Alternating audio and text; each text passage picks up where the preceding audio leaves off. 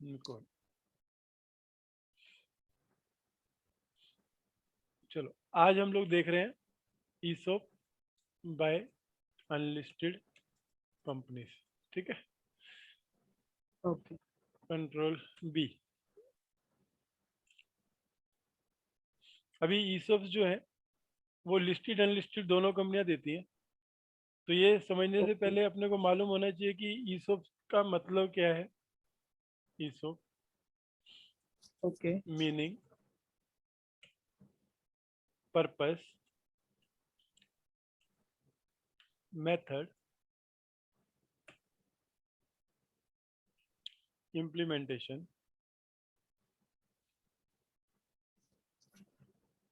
Right. Yes. तो सबसे पहला टॉपिक है ईसोप मीनिंग। ईसोप का मतलब क्या है आपके हिसाब से? ईसोप का क्या मतलब है? मेरे हिसाब से कंपनीज उन उन एम्प्लॉयज को रिटेन करने के लिए हम्म। कम रेट पे हम्म। शेयर्स के ऑप्शन देती है फ्यूचर में परचेज करने के लिए आज की तारीख में प्री डिटरमाइंड प्राइस पे। ठीक है, पहले अंडरस्टैंडिंग लिखता हूँ आपकी, फिर वो सही है कि गलत है वो देखेंगे। ओके अंडरस्टैंडिंग है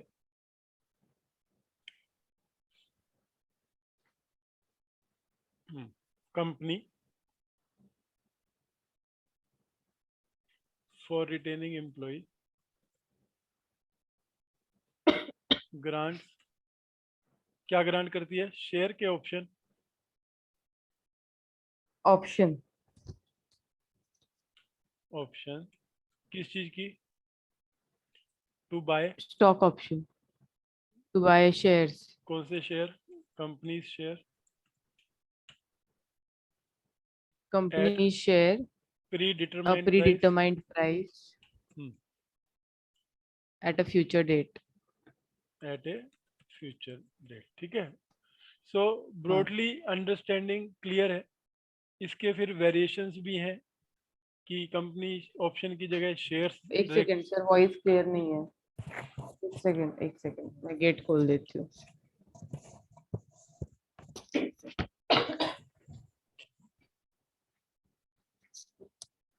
हाँ सर। सो अभी एग्जांपल के साथ समझते हैं इस चीज को। हम्म कंपनी है राइट मूव लिमिटेड। ठीक है, लिस्टेड नहीं है, अनलिस्टेड कंपनी है। प्राइवेट भी हो सकती है, पब्लिक भी हो सकती है। राइट, मेरी आवाज क्लियर है ना? हम्म यस ठीक है, इसके पास एक सीएफओ है, एक सीएस है, डायरेक्टर से अपना एक डीजीएम प्रोडक्शन है। हम्म। अब इनको ये क्या देती है? नॉर्मल कोर्स में सैलरी देती है। हम्म। हाँ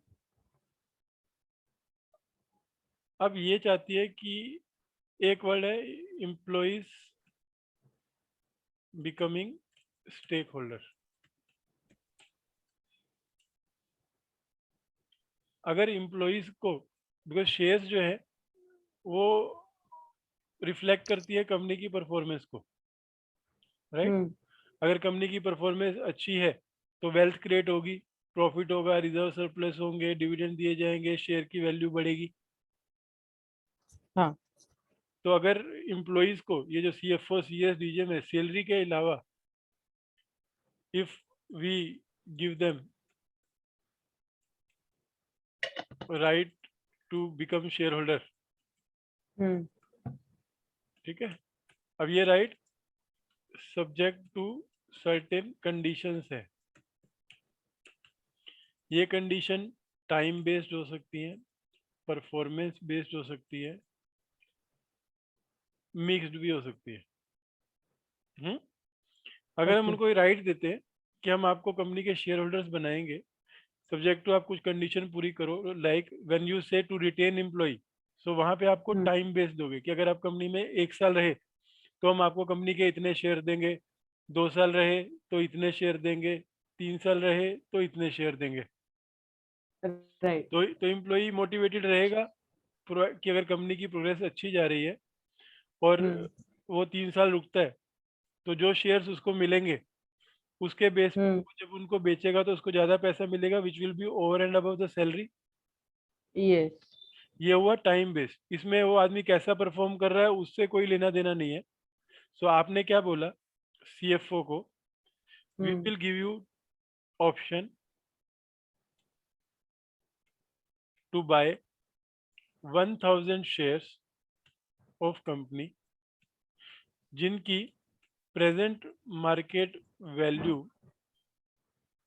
100 रुपीज है, at a price of ₹80, and these option will vest on, ये वर्डिंग मैं समझाऊंगा वेस्ट का क्या मतलब है, ऑप्शन क्या है। these are on in हाँ 3 years in the ratio of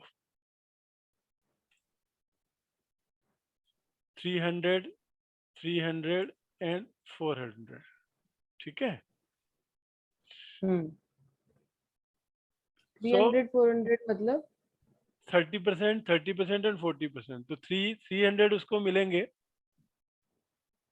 after 1 अच्छा ईयर। ऐसे 3 साल में। अच्छा आपका थ्री थ्री आपने मुझे ओके। पर्पस क्या बोला, मुझे रिटेन करना है आदमी को, तो रिटेन हाँ हाँ, करने तो के लिए एक ही मुझे साल में उसको नहीं देंगे। उसको रुकने के लिए कुछ तो ऑप्शन देनी पड़ेगी हाँ तो लालच बनाए रखना है। कि आप अगर 2 साल रुक जाओगे तो आपको 300 और मिल जाएंगे, एंड इधर रुके तो आफ्टर 3 इयर्स 400 मिलेंगे।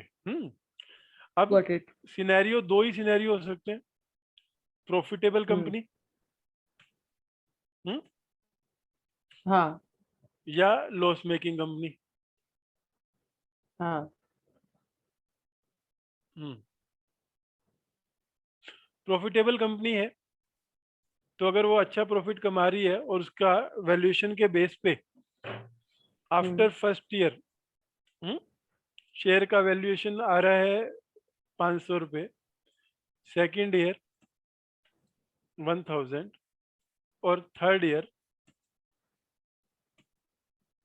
5000, राइट। सो अगर कोई आदमी 2021 में दिया उसको, अगर आपने सीएफओ को, तो अभी सीएफओ को क्या होगा, सीएफओ को मिलेगा 2022 में 300 शेयर्स। कब मिलेगा, when he pays predetermined price that is 80 80 rupees rupees. Into 300। So that means 10 rupees का शेयर, आप for the purpose of your pace 3, 10 rupees का share and 70 rupees premium, right. So when right. he pays 80 rupees to the company multiplied by, अब उसको कितनी मिलेगी, आपने कहा था 300। सो हाँ 80 इंटू 300 कितना हो गया, 24,000 रुपीज। हाँ। उसको एक तो ये पे करना पड़ा। सो ये जो पेमेंट हम्म। करनी पड़ी उसको बोलते हैं एक्सरसाइज प्राइस, हाँ एक्सरसाइज प्राइस। राइट। कि for right. taking the share, converting the options into share, the amount which is paid by the employee is called exercise price। Exercise price. hmm? ये exercise the option. हाँ, to exercise the option। हाँ। Exercise means option to get them converted into equity shares। Yes. Right. So one, he has to pay exercise price, then he has to pay perquisite tax। Eight the time of purchase. Exercise, हाँ। अच्छा। सो perquisite tax का मतलब क्या हो गया, अब आप ये देखो कि 500 रुपीज का शेयर है आज के दिन, उसकी वैल्यूएशन, उसको देना हम्म पड़ रहा है सिर्फ 80, हम्म प्रॉफिट हो गया 420। हम्म। ठीक है। अब वो स्लैब में फॉल करता है 30% के, ओके। तो उसके ऊपर टैक्स कितना बन गया, और शेयर्स हैं उसके 300। ओके। तो इनको जब आप कैलकुलेट करोगे हाँ तो कितना बन गया? 3 3 9, 9 इंटू 2 18, 9 चौक 36, 37, इतना कुछ बन गया रफली। आपने किससे किस परसेंटेज निकाला है कि क्या किया है? 420 इंटू 3, 37 800 आएगा कि 37 80 आएगा, जरा चेक करो। 420 into 3 2 जा चलो मैं इसको ना और सिंपल कर देता हूँ।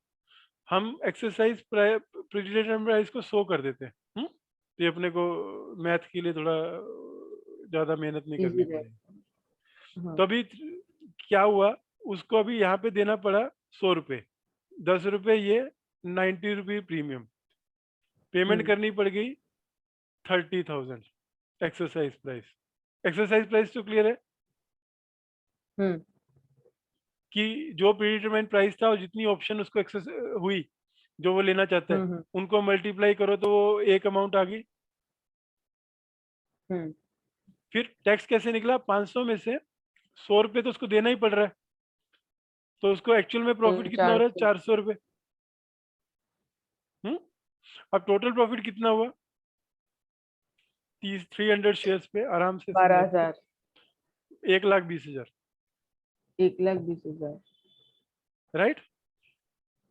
राइट। अब इसके ऊपर टैक्स का स्लैब है 30%, सो दैट मीन्स 36,000 गवर्नमेंट को टैक्स देना है उसको। हम्म हम्म ठीक है, 30% of so 1,20,000। Right move limited को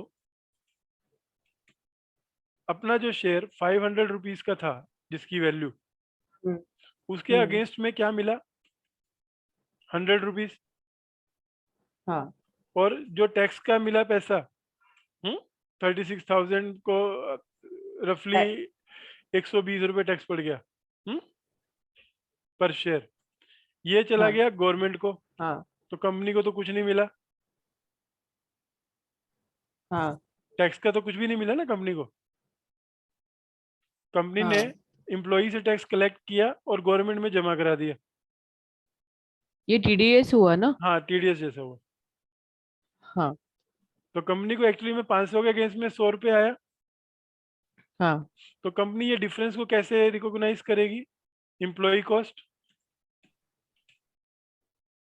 400 रुपये एम्प्लॉई कॉस्ट पड़ी ना उसको प्रॉफिट एंड लॉस में, हाँ राइट। क्योंकि 400 रुपये का डिस्काउंट दिया कंपनी को, तो कंपनी के लिए तो खर्चा ही है। 500 यस, रुपये की चीज 100 रुपये में दी तो 400 रुपये उसको खर्चा हो गया। खर्चा तो हो गया। अकाउंटिंग में क्या दिखेगा ये कि प्रॉफिट एंड लॉस। अल्टीमेटली जिस टाइम ये एक्सरसाइज हो रहे हैं, सो कंपनी को जितना कम पैसा मिला उतना एम्प्लॉई कॉस्ट रिकॉग्नाइज होनी चाहिए। ओके। तो यहाँ पे अब क्या क्या चीजें हम लोगों ने देखी, हमने देखा कि पहले एक्सरसाइज में अब इस आदमी ने 36,000 टैक्स दिया, 30,000 रुपीज एक्सरसाइज प्राइस दी, हम्म टोटल दिया 66,000। और राइट। शेयर्स की वैल्यू कितनी थी? 500 इंटू 100, नहीं, 1.5 500 लाख, इंटू 300। 1.5 लाख। हाँ, so 1.5 lakh. Minus 66,000, actual profit कितना हो गया इसको? 84,000। Hmm is it part of salary? No, नहीं। इसको सैलरी के ओवर एंड अबव मिला। हाँ और ये कब मिला? जबकि खाली 2022 में 500 रुपये का रेट था। राइट। हम्म अब हम्म अगले साल पे आ जाओ सेम पोर्शन पे। अब ये सारी कैलकुलेशन अब आप मुझे करके बताओ कि अब इसको शेयर का रेट हो गया कम 1,000 रुपये, हमने ऊपर हाँ एग्जांपल में लिया। हाँ। ये कैसे पता चलता है? मुझे रेट, एक बात रेट बताओगे? वैल्यूएशन से। एक डाउट है सर। हम्म ये जो प्री रिक्विजिट टैक्स है, ये at the requisite, time of exercise ही हाँ लेना करना है, पड़ता है, यस यस। या फिर जब वो सेल करेगा तब नहीं दोनों नहीं नहीं टाइम उसको फिर नहीं नहीं टैक्स अभी लगेगा? नहीं नहीं, हाँ ये कैसा है, यहाँ पे जब आपने टैक्स लिया उससे, सो हम्म अब उसकी एक्विजिशन कॉस्ट जो हो गई वो 100 रुपये ना हम्म होके 500 रुपीज होगी, अच्छा, क्योंकि 500 रुपये तक का टैक्स वो ऑलरेडी पे कर चुका है। तो उसको टीडीएस सर्टिफिकेट मिलेगा? हाँ वो मिलेगा, उसको टीडीएस सर्टिफिकेट मिलेगा, और उसकी जो कैपिटल गेन टैक्स के लिए उसकी एक्विजिशन हम्म प्राइस जो मानी जाएगी वो 500 रुपीज मानी जाएगी। अब अगर अच्छा, वो तो कल को सेल 1000 पे बेचता है तो सेल करता 500 का है, डिफरेंस रहेगा, तो उस पे ही लगेगा टैक्स खाली। हाँ, तो 1000 में किया तो 500 पे, और उससे कम किया तो वो लॉस हो जाएगा, उसका शॉर्ट टर्म लॉस हो जाएगा, जो वो सेट ऑफ कर ओके, सकता है। सो 500 पे कैप सेट ऑफ कर सकता है। लगेगा, ना कि ओके, 900 पे। क्यों? क्योंकि 400 पे आप ऑलरेडी टैक्स दे चुके हो। Got it. तो गवर्नमेंट को अपना पहले ही मिल गया टैक्स एडवांस में, तो गवर्नमेंट को कोई टेंशन नहीं है आपके हिसाब से,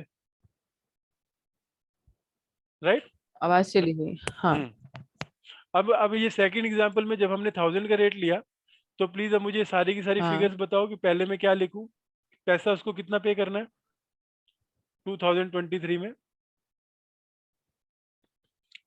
प्री अभी डिटरमाइंड अभी प्राइस पहले तो उसको 100 ऑप्शन, ही। हाँ नहीं, पहले उसको ऑप्शन कितनी मिली सेकंड ईयर में? 30% ही है, 1000। 300 ऑप्शन ही मिली। एक सेकंड, ऊपर कितनी लिखी है? ये अच्छा, देखो, 100 अब 300। हमने ये हाँ लिखा ना, 300, 300 एंड हाँ 400। हाँ। तो 2023 में उसको कितनी ऑप्शन मिली? 300। 300। और हाँ उस टाइम कंपनी का वैल्यूएशन है 1000 रुपीज। वैल्यूएशन क्यों जरूरी है? क्योंकि टैक्स के लिए जरूरी है। हाँ अगर लिस्टेड कंपनी होती है तो ये स्टॉक मार्केट से प्राइस आ जाता है, हाँ। लेकिन अनलिस्टेड कंपनी में कहाँ से आएगा ये प्राइस? वैल्यूएशन लेनी पड़ती है रजिस्टर्ड वैल्यूअर से और मर्चेंट हाँ, बैंकर से। ठीक है। सो अभी 1000 रुपये हाँ, का अगर हो रहा है तो उसको कंपनी को कितना पैसा देना है?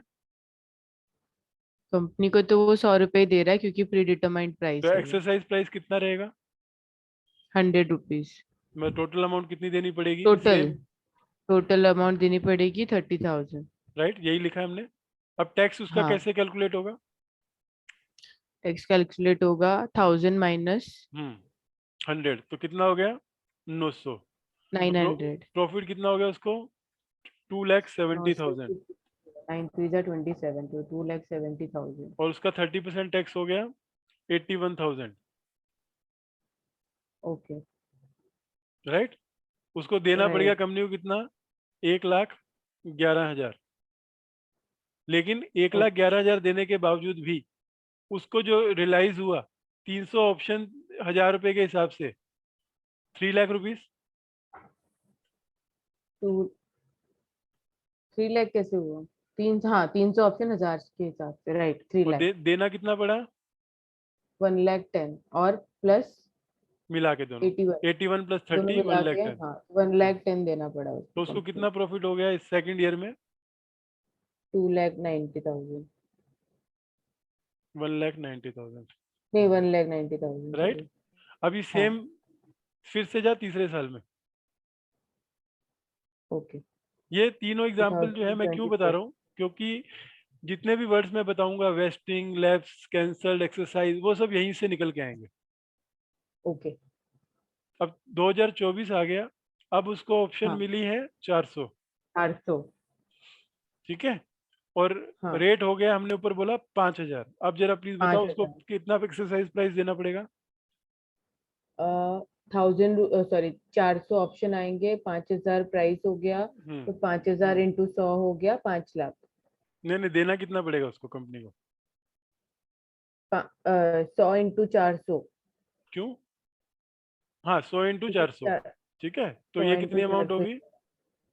100 इंटू 400 हो गया 40,000 अब रुपये। मुझे ये बताओ, तीनों ट्रेंच के लिए पैस 3 का डाटा आपके पास अवेलेबल है?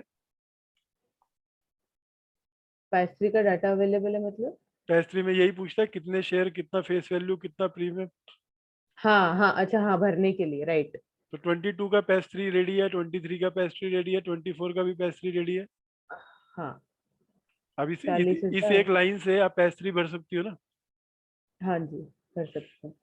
तो कितना हो गया? 40,000 रुपये देना पड़ा। टैक्स कितना हो गया अब इसका? हाँ, टैक्स हो जाएगा इसका 5,000 माइनस माइनस 100, 100, तो फोर 4900। नाइन जीरो जीरो 4900 का 3 टाइम्स, 12 13, 13,70,000 रुपये। 1 मिनट, 4,900 का 30% हुआ ना? हम्म। Into 300, sorry. ये प्रॉफिट हुआ। इंटू 300 क्यों किया है आपने? सॉरी, इंटू, ऊपर भी वो चेंज हो, हाँ ऊपर तो ये था इंटू 400।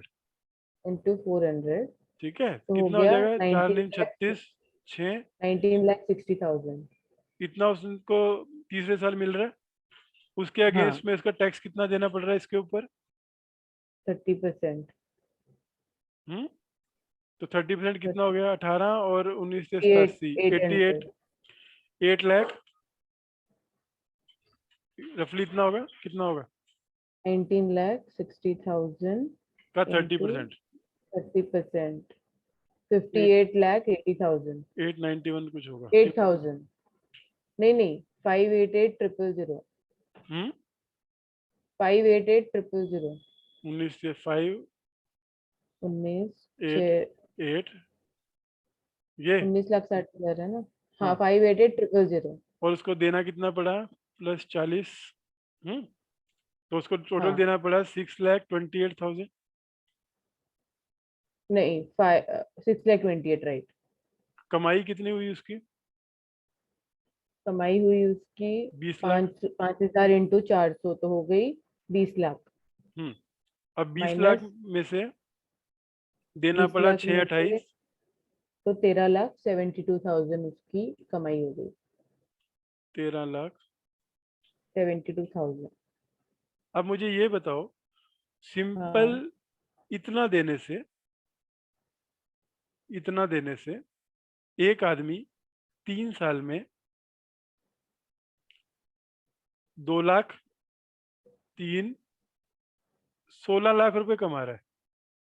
हाँ।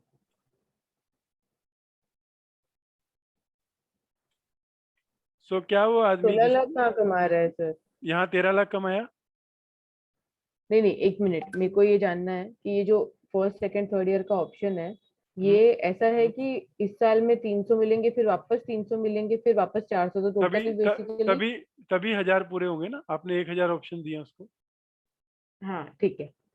क्या आपने उसको ऑप्शन दी कि आप टोटल 1000 शेयर खरीद सकते हो, लेकिन 30-30-40 की रेशियो में खरीद सकते हो? हाँ हाँ ठीक है, ओके। तो मुझे बताओ, अब 16 लाख। उसको 16 लाख रुपए मिल रहा है। हाँ कंपनी भी फ्री में नहीं दे रही, कंपनी को भी कुछ तो मिल रहा है, 150 रुपए जो भी हाँ उसने फिक्स किया। हाँ तो कोई इम्प्लॉई हाँ। अगर जिसको 16 लाख सिर्फ ओवर एंड अबव सैलरी मिलने की उम्मीद हो, और उसको पता हो कि हम्म कंपनी अच्छा काम कर रही है, अभी उसको किसी ने एक ऑफर दिया। यहाँ पे मैं एग्जांपल देता हूँ कि ये रिटेंशन टूल कैसे है। उसकी हम्म। सैलरी है 8 लाख रुपए। हम्म ओके और इन 2021, ओके और किसी बाहर वाले ने बोला कि मैं आपको 15 लाख रुपए सैलरी दूंगा, ओके। 2021 में ही बोल दिया। सो शुड ही गो?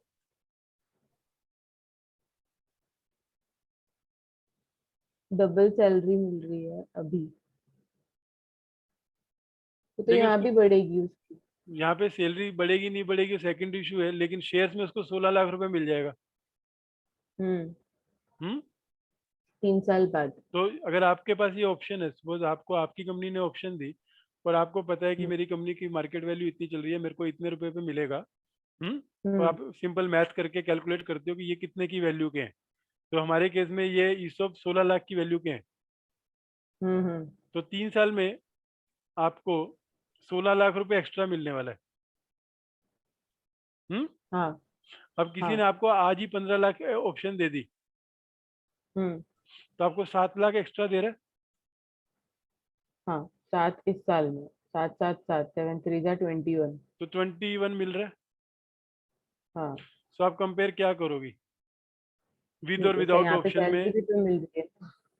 हाँ, यहाँ पे सैलरी भी तो मिल रही है ना, 8 8 8। नहीं नहीं, हमने एडिशन एट ले थ्री लिया ना, जा। सिर्फ डिफरेंस पकड़ लिया। 8 तो मिल ही रहा था दोनों में, एडिशनल ज्यादा कितना मिला उसको? अच्छा, 7। हम्म एडिशनल कितना मिल रहा है? हम्म तो अगर 21 लाख हाँ, रुपए उसको 3 साल में मिलता है, और यहाँ 3 साल में 16 लाख मिलेगा ईसॉप के नाम पे, तो उसका डिसीजन क्या रहेगा? चला जा जाता हूँ, सकता है वो चीज। ठीक है। और यहीं पे उसको 10 लाख हाँ मिला, तो सीधा 2 लाख की खड़े खड़े ऑफर मिल गई। एक कंपनी दे रही है कि हम आपको ईसॉप देंगे प्लस 8 लाख की सैलरी देंगे, दूसरा बोलता है हम आपको अभी के अभी 10 लाख देंगे, 10 लाख की सैलरी। तो दो दो दो 6 लाख का फायदा। यहाँ पे मिल रहा है 6 लाख, और इस कंपनी में रहने पे मिल रहा है उसको 16 लाख। हाँ, तो उसको रुकना चाहिए कि जाना चाहिए? रुकना चाहिए। तो अब मुझे बताओ, ये ईसॉप रिटेंशन का टूल हो गया। हाँ हम्म राइट। क्योंकि अब आपके मन में उन्होंने लालच दे दिया कि अगर हम इस कंपनी में रुकेंगे तो हमको एक्स्ट्रा पैसा मिल सकता है, हाँ जो एक सर्टेन अमाउंट ऑफ इंक्रीमेंट से भी ज्यादा है कि अगर हमें दूसरी ऑफर भी मिल रही हो। लेकिन अब यही जो हाँ। केस है, अगर लॉस में हो जाए कंपनी और शेयर हम्म। प्राइस 50 रुपए रह गया, तो क्या आप 100 रुपए दे के 50 का शेयर लोगी? नहीं। हम्म। प्री नहीं। डिटरमाइंड प्राइस है 100, सो टेक्निकली आप एक भी शेयर नहीं लोगी। राइट। तो 3 साल में आपको वही 8 लाख 8 लाख 8 लाख ही मिलेगा। हाँ। फिर आप सोचोगे अरे यार, इससे अच्छा तो मैं 10 लाख की नौकरी कर लेती, हम्म। मेरे को 6 लाख तो मेरे अकाउंट में ज्यादा होता, यहाँ तो कुछ नहीं राइट। मिला। तो ये हम्म। किस केस में रिटेंशन का टूल नहीं रह जाता? लॉस। समझिए ना, जब जिस प्राइस पे आपको ऑप्शन दी जा रही है, जो एक्सरसाइज प्राइस है, वो अगर कंपनी हाँ। की वैल्यूएशन से कम हो गया तब तो आपको प्रॉफिट है, हम्म। और वैल्यूएशन हम्म। से ज्यादा हो गया तो आपको लॉस है, क्योंकि 10 रुपए की चीज आप 15 रुपए में क्यों खरीदोगे? राइट। तो उस केस में वो सारी की सारी ऑप्शन जो है आपके लिए बेकार होगी, आप उसको एक्सरसाइज नहीं करोगे। राइट। एक्सरसाइज नहीं करोगे तो इसका मतलब वो ऑप्शन क्या हो जाएंगी? लैप्स। तो लैप्स का कंसेप्ट है। अब यहाँ से मैं आपको कंसेप्ट समझाना शुरू करता हूँ। ये पहले ईसोप का फंडा समझे आप। हाँ सर। अब ये जो आपने रेशियो सर कंपनी लॉस में जा रही है हम्म। तो शेयर प्राइस कम होगा जरूरी है। अभी आप सोचो, आपका वैल्यूएशन, अब लॉस में आओगे तो आपके पी एंड एल का डेबिट बैलेंस खड़ा होगा। हम्म। जब आप वैल्यूएशन कराओगे बुक वैल्यू अप्रोच से या इनकम अप्रोच से, तो जो दस हम्म। रुपए की फेस वैल्यू उससे ज्यादा होगा कि कम होगा? अगर फेस एक, वैल्यू से ज्यादा। नहीं होगा ना। ज्यादा होगा। कैसे? अगर आपके 100 रुपए आपने कैपिटल डाली है, 10 रुपए लॉस हो हाँ। गया और 90 रुपए की असेट हाँ। बची है, तो नेटवर्थ कैसे निकलती है? Capital minus loss. हाँ। तो वो तो हुआ 90 rupees divide by number of share, 100। तो हाँ। 10 तो 9 रुपए का रेट आया। राइट। तो हम for I am just telling हमारी कंपनी लॉस मेकिंग है। हम्म। स्टार्टअप है। हाँ। तो हमारी वैल्यूएशन इतनी ज्यादा कैसे है? वो आपकी इनकम अप्रोच पे है ना। अच्छा। Future okay. फ्यूचर डिस्काउंट, वो जो मैंने आपको कैलकुलेशन दी कि ये बुक वैल्यू सेल्स। अप्रोच है। अभी okay. Got software it. Company की असेट्स में तो कुछ भी नहीं रहेगा। हाँ। हम्म। लेकिन उनके फ्यूचर हाँ। होल्डर रहेंगे, जो एग्जीक्यूट करेंगे तो मनी में कन्वर्ट हो गए, उसको बोलते हैं इनकम अप्रोच। ओके। हाँ तो जहाँ हमारा वैसे। फ्यूचर इनकम को डिस्काउंट करके शेयर प्राइस निकाला जाता है। ओके। क्लियर? तो गॉट। यही टूल जो था रिटेंशन का, ये मोटिवेशन परफॉर्मेंस का कैसे हो सकता है? जब आप ये बोलो कि ऑप्शंस जो हैं वो, if you achieve 80% of target, हाँ। देन 100% मिलेंगी। इफ अचीव 50% ऑफ टारगेट, तो 50% ही मिलेंगी। And less than that, zero. Right? और ऑप्शन ये वही हो था, गया परफॉर्मेंस वाइज। ऑप्शन वही 1000 थी। ओके। हम्म। तो आप मुझे बताओ, अगर एक आदमी ने ये 3 सिनेरियो लिए तो उसकी वेस्टिंग कैसे कैसे होगी? टारगेट अभी, अब इसमें टाइम का कंसेप्ट नहीं है। अच्छा। ठीक है, ईसॉप में एक मिनिमम लॉक इन पीरियड है 1 साल का ग्रांट और वेस्टिंग में। सो 1 ईयर, हाँ। सो गैप चाहिए चाहिए, लेकिन 1 ईयर के बाद इमीडिएटली आपने अप्रेजल किया, हम्म। 2021 में आपने ग्रांट की। Right? So okay. Earliest wasting 2022 में हो सकती है। हाँ। हमने जो पहला एग्जांपल लिया उसमें हमने कहा था 22 में 30%, 23 में 30% और 24 में 40%। हम्म। वो था टाइम वो बेस्ड। ग्रांड वो वेस्टिंग थी ना लेकिन। हाँ, वो भी। वेस्टिंग टाइम बेस्ड वेस्टिंग थी। हाँ हाँ ठीक है। अब मैं आपको दिखा रहा हूँ परफॉर्मेंस बेस्ड वेस्टिंग। हम्म। तो यहाँ पे हमने एग्जांपल लिया 1000 ऑप्शंस जो परफॉर्मेंस के ऊपर वेस्ट होंगी। ओके। सब 2020 में परफॉर्मेंस अप्रेजल हुआ उसका, हम्म। अप्रेजल, और उसके रैंक आए 20। 90%, 70%, 30%। सॉरी। तो जब 90% है तो उसको कितनी ऑप्शन वेस्ट होंगी? एक minute, 1000 if you achieve 80% then 100%, if achieve 50% then 50% and less than that of zero. तो अगर उसने 90% टारगेट अचीव किए हैं तो उसको कितनी हाँ, ऑप्शन वेस्ट होंगी? 1000। राइट।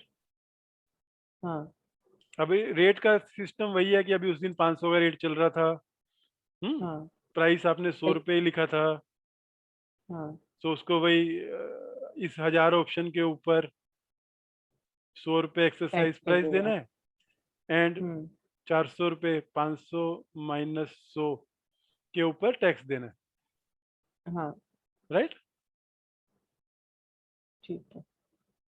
एक्सरसाइज का कंसेप्ट तो क्लियर है आपको कि एक्सरसाइज कैसे होती है। हाँ हो अब गया। 70% हुआ तो कितना मिलेगा उसको? 7 अगर 80, if you achieve 80% of target then 100%, if you achieve 50% then मतलब 500 मिलेंगे। राइट। तो अगर 70% टारगेट किया तो उसको 500 मिलेंगी। हाँ क्या क्या रेट पे मिलेंगी? 100 रुपये पे मिलेंगी। 100 रुपये का। वैल्यूएशन कितने का है? 500 रुपये 1000। का। फर्स्ट ईयर ही है ना? फर्स्ट ईयर 1000 में तो नहीं आपने होगा? फर्स्ट ईयर में 500 अच्छा लिया था ना आपने? First year. 2022 तो अच्छा। फर्स्ट ईयर ही है ना? हाँ हाँ हाँ तो अब बाकी सब वही कंसेप्ट है कि ठीक है। 500 इंटू 100 रुपये plus 400 into tax, this much he has to pay. Hmm लेकिन 20% कम होने के कारण उसको जो पैसा है वो आधा मिला भी। बीस हजार परसेंट कम हजार होने के ऑप्शन पे कारण। उसको 5 लाख रुपए मिल रहा था, हम्म और 500 ऑप्शन पे उसको 2.5 लाख मिल रहा है। एक सेकेंड। माइनस 1000 रुपये। Exercise price minus tax. हम्म। हाँ ठीक है। समझे क्या? 500 मिल रहा है। हाँ समझ गई। तो क्या वो मोटिवेट होगा कि मैं 20% और बढ़ा लूं, या 10% भी हम्म और बढ़ा लेता तो उसको 1000 मिलता था? हाँ तो जो भी बॉर्डर लाइन केस होंगे वो क्या कोशिश करेंगे? ज्यादा टारगेट अचीव करेंगे। क्योंकि आपने 100 तो रखा नहीं है, सिर्फ 70 का 80 कर लेता तो उसको डबल ऑप्शन हो जाता था, पैसा डबल हो जाता था उसका। हाँ और जो 40% पे है वो क्या कोशिश करता है एटलीस्ट 50 तो पार कर जाऊं। हाँ तो ये दोनों कंसेप्ट जो है, इसलिए कंसेप्ट आप समझोगे ना, बाकी सारा लॉ है, वो प्रोसीजर है। तो हम्म मैंने अभी आपको क्या समझाया आपकी अंडरस्टैंडिंग पे? अच्छा हम्म। कि ESOP एक्चुअली होता क्या है और कैसे आपने मिलता है। आपने मुझे बोला था फॉर रिटेनिंग एम्प्लॉय, तो मुझे बोलो खाली रिटेनिंग के लिए यूज होता है या मोटिवेटिंग के लिए भी यूज होता है? मोटिवेशन। हम्म। मोटिवेशन के लिए भी होता है। फिर ग्रांट ऑप्शन का क्या मतलब था अभी? जिस दिन आप उसको ये लेटर देती हो grant letter. Specifying how much option, how much rate, हाँ देन टाइम बेस्ड और परफॉर्मेंस बेस्ड, ऐसा लिख के आप उसको लेटर देती हो। ओके। अब ये लेटर किस बेस पे देते हो? जब आपका board public compensation committee hmm approve करता है। हम्म। यस। क्या अप्रूव करता है? List of grant. Employees list of employees. To whom this option to be given. ये लिस्ट ऑफ एम्प्लॉइज में नाम होता है कि नाम नाम नाम कैटेगरी ऑफ नाम एम्प्लॉइज नाम होता है? नाम नाम वो आपकी चॉइस है कि कैटेगरी वाइज या तो आपका बार बार करनी पड़ेगी ना, क्योंकि स्कीम एक बार फॉर्म होती है हाँ। लेकिन हमारे एम्प्लॉइज तो नए नए आते जाते हाँ हैं तो तो। जैसे जैसे आप पीरियोडिकली करती हो ना। ठीक है। अब यहाँ पे मैंने आपको ग्रांट के लिए क्या बोला कि ग्रांट कब हो सकती है, लेटर कब दिया जा सकता है? जब बोर्ड या कमिटी अप्रूव करे। प्रूव करें। अब ये जो लिस्ट ऑफ एम्प्लॉइज है ये हम्म डिफरेंट पैरामीटर्स पे हो सकती है। हम्म लॉन्गेटिविटी, कंपनी कंपनी के साथ कितने टाइम जुड़े हुए हैं, परफॉर्मेंस, हाँ हायरार्की। सीटीसी। CTC। हाँ कि सीटीसी वाइज आपने लिस्ट बना दी और सिटी के बेस पे आपने लोगों को डिफरेंट डिफरेंट ऑप्शन ग्रांट करने की कोशिश करी। अब ये कैसा है परफॉर्मेंस की कंसेप्ट स्पेलिंग। समझाता हूँ। अब मैं आपको कंसेप्ट समझा रहा हूँ। ये ग्रांट, मैं ग्रांट पे पकड़ा हूँ अभी मैंने। सबसे पहला स्टेप आपका ग्रांट था हाँ यहाँ पे। सर, परफॉर्मेंस की स्पेलिंग रॉन्ग है। हाँ, वो स्पेलिंग को छोड़ दो। अपन स्पेलिंग पे नहीं, ठीक। कंसेप्ट पे ध्यान दे रहे ठीक हैं। है। सॉरी। कंपनी आपको क्लियर होगी। यहाँ पे हम कंपनी की बात कर रहे हैं, पब्लिक लिमिटेड, प्राइवेट लिमिटेड, जो अनलिस्टेड है, क्योंकि लिस्टेड के लिए अलग रूल है। यस। फिर हम पर्पस की बात करें, रिटेनिंग भी हो सकता है, मोटिवेटिंग भी हो सकता है। यस। फिर हम कर रहे हैं ग्रांट ऑप्शन। ग्रांट मतलब act of intimating employees that you yes. are entitled to X number of option at X number of price subject to conditions. Right. So यहाँ पे मैंने आपको समझाया ग्रांट किसको बोलते हैं। ग्रांट क्लियर है? Act of yes. Making available options to to employees. Employee. तो ग्रांट जनरल हो सकती है क्या? नहीं। तो नहीं, ग्रांट हर हैज एक टू बी एम्प्लॉय के लिए होती स्पेसिफिक। है, स्पेसिफिक। हाँ। That yes. Means A B C, इसको मैं 1000 दूंगी, इसको मैं 600 दूंगी, आपकी चॉइस है। और ये जो दे रहे हो ये आप एक्सपीरियंस के बेस पे भी दे सकते हो, कि जिसको ज़्यादा एक्सपीरियंस है उसको ज़्यादा, जिसको कम एक्सपीरियंस है उसको कम। सीटीसी के बेस पे भी दे सकते हो, जिसका ज़्यादा सीटीसी है उसको ज़्यादा ऑप्शन, जिसको कम सीटीसी है उसको कम। ग्रांट का पीरियड सबका अलग अलग हो सकता है। एक ग्रांट का एक पीरियड नहीं, ABC को अलग अलग ग्रांट पीरियड हो सकता है। नहीं। नहीं मतलब जैसे ए को हमने नहीं ज्वाइनिंग नहीं, के 1 वो साल बाद स्कीम दिया, स्कीम बी चलती है को। ना, स्कीम स्कीम स्कीम डिसाइड करती है वो। तो मैं स्कीम में ये लिख सकती हूँ कि मैं कभी भी किसी को ग्रांट दे वो सकती हूँ हर ग्रांट डिपेंडिंग ऑन अपने देयर। आप में अलग ग्रांट रहेगी। वो मैं समझ गई कि grant is unique, but can my scheme से दिस की हाँ, तो अगर आपकी स्कीम बोलती है ऐसा तो you can put any any can do type of it. Thing, क्योंकि वो और स्कीम स्कीम में बोलती है कि सिर्फ 2 साल एम्प्लॉयमेंट मिनिमम चाहिए, तो जो भी एम्प्लॉयमेंट में 2 साल रहेगा उसी का आप अपनी स्कीम आगे। के हिसाब से लिस्ट ऑफ एम्प्लॉय चूज करने के लिए कोई भी क्राइटेरिया दे सकती हो। जैसे मैंने बोला, ओके। सीटीसी दे सकती हो, एक्सपीरियंस दे सकती हो, परफॉर्मेंस दे सकती हो, कि कोई only high performance will be eligible. Okay. हम्म अब ये ठीक है। ग्रांट कैसे होती है?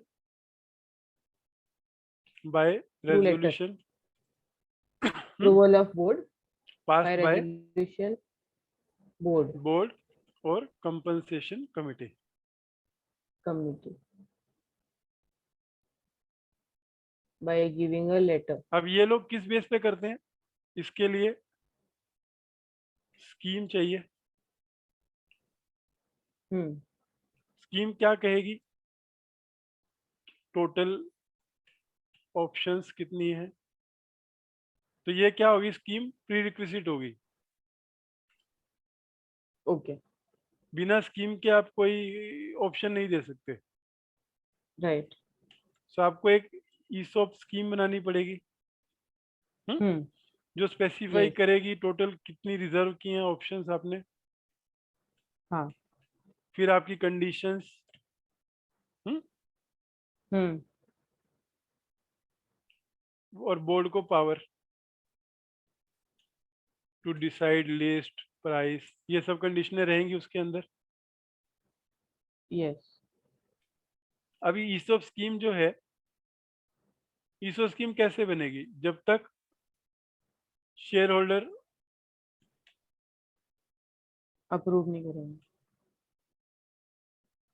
First required for framing hmm. Scheme. हम्म। अब शेयर होल्डर की अप्रूवल कैसे मिलेगी? Unless board considers the proposal hmm. And convene EGM और AGM for approval. Hmm.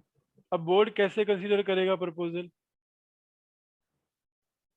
After complying with company law provisions and rules. Right तो अगर आपको मैंने ये काम कहा कि मुझे ग्रांट करनी है, तो ओके अब जरा प्लीज नीचे से ऊपर जाओ, ये काम आपको करना पड़ता है, तब जाके आप ग्रांट कर पाते हो। आगे हम बाद में जाएंगे, वेस्टिंग क्या है, एक्सरसाइज क्या है, लैप्स क्या है, कैंसिल क्या है, पहले ग्रांट समझो। ओके तो सबसे पहली रिक्विजिट क्या है, अगर आपको ईसॉप देना है तो सबसे पहले आपको क्या पता होना चाहिए? नीचे से ऊपर पढ़ना शुरू करो। कंपनी लॉ के रूल्स और प्रोविजंस। एंड प्रोविजंस ये पता होने चाहिए। तो ये कौन से सेक्शन है और कौन से रूल्स हैं? ये रूल 12 है of share section, capital and debenture, section 62। ठीक है। सो हाँ क्या कह रहा है वो सेक्शन? कि हम आ जाओ, यहीं पे आ जाओ। शेयर्स इशू आओ कर ना, मैं सकते, आपको इशू ऑफ सामने फर्दर कैपिटल। सामने सामने पढ़ा रहा हूँ बेटा। इंसर्ट, ओके लाओ अभी पढ़ दो, वन क्या बोल रहे हैं। where at any time a company having a share capital proposes to increase its subscribed capital by the issue of further shares। खाली सब्सक्राइब कैपिटल बढ़ता है क्या इससे? हाँ, सब्सक्राइब कैपिटल कैसे बढ़ेगी? लोग सब्सक्राइब करेंगे तभी बढ़ेगी ना। अच्छा ठीक है। By the issue of further shares, such shares shall be offered to employees under a scheme of employee stock option subject to special resolution passed by company and subject to such condition as may be prescribed। तो सिर्फ section में act के हिसाब से example में के लिए, if a company wants to reserve 1000 shares under ESOP scheme, under ESOP, तो ये आपकी असाइनमेंट आएगी, आपकी मैनेजमेंट आपको ऐसा बोलेगी राइट कि हमको अपनी कंपनी का 10% जो है ईसोप के लिए रिजर्व करना है। राइट तो एज पर सेक्शन क्या रिक्वायरमेंट रहेंगी इस असाइनमेंट को पूरा करने के लिए? आपको सबसे पहले आप किसको दे सकते हो? Only employees. एम्प्लॉइज। फिर कौन से क्या है वो रूल्स में आएंगे। Then under ESOP scheme,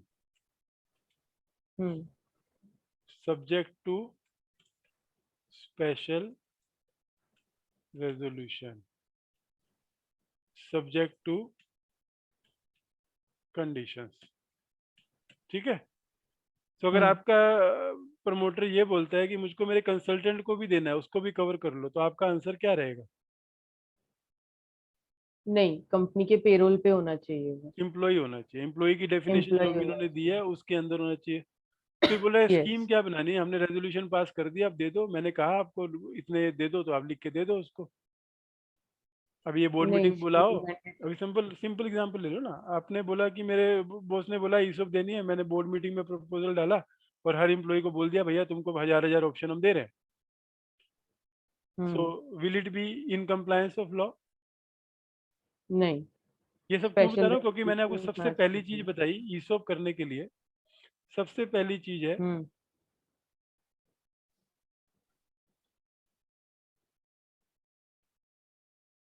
right. Yes, तो कंप्लाइंग विद आप जो कंपनी कुछ लॉ भी कर रहे हो, प्रोविजन। किसी भी प्रोविजन को नॉन कंप्लायंस नहीं होनी चाहिए।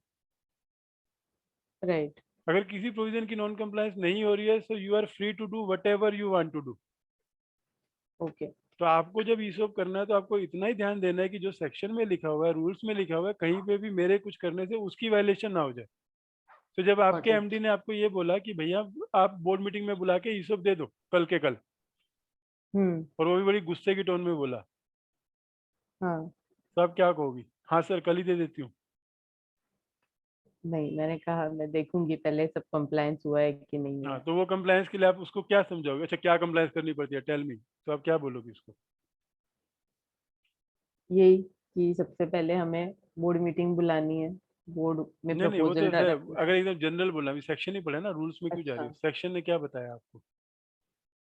सेक्शन ने बताया कि where at any time company को कैपिटल प्रपोज करना है, बढ़ाना है, तो हमें as per section 62 employ stock option के हिसाब से आगे स्पेशल रेजोल्यूशन पास करना पड़ेगा, कंपनी की स्कीम बनानी पड़ेगी, स्पेशल रेजोल्यूशन पास करने के बाद subject to approval of share holders, और फिर हम उसके आगे बढ़ सकते हैं। कंडीशनें जो लिखी हैं वो करनी पड़ेगी।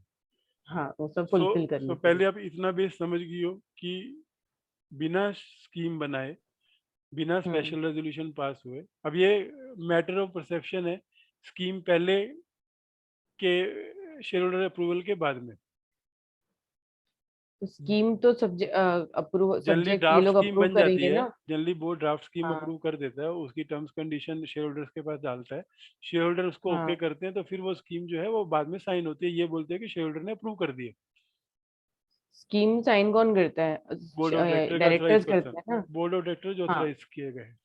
हाँ, जो ऑथराइज किया गया, तो जो स्कीम प्लेस की जाती है eight the time of special resolution, मतलब शेयर होल्डर्स मीटिंग, हम्म, वो ड्राफ्ट होती है, और फिर जब वो लोग अप्रूव करते हैं तो वो साइन होती है, उसके राइट? बाद साइन होती है, तो वो हाँ जी, स्कीम होती है। जब वो स्कीम बन गई, वहां से वो कंसेप्ट आता है हम्म। जो हमने यहाँ पे पढ़ा, ये आपने कर दिया, स्कीम, आपने कर दिया, शेयर होल्डर की अप्रूवल ले ली, आपने इशू स्कीम बना दी, अब उसी स्कीम में सर जितने लिखे स्कीम, हैं। हाँ।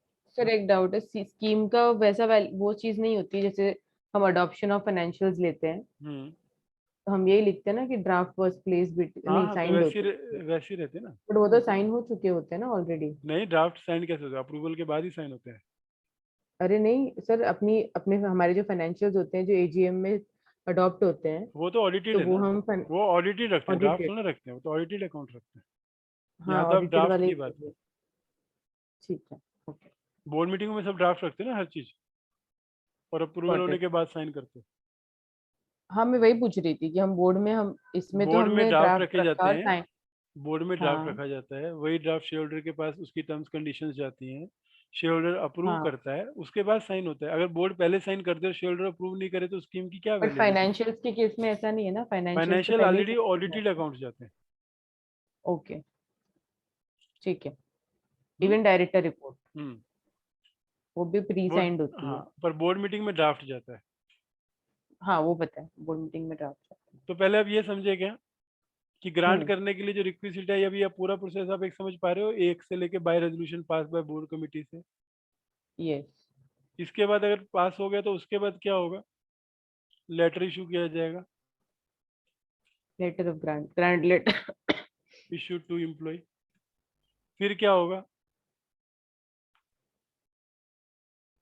फिर gap of lock in period होगा। 1 ईयर बिटवीन हाँ, ग्रांट एंड वेस्टिंग। ग्रांट तो मैंने ग्रांट समझा एंड दिया, वेस्टिंग वेस्टिंग, क्या है?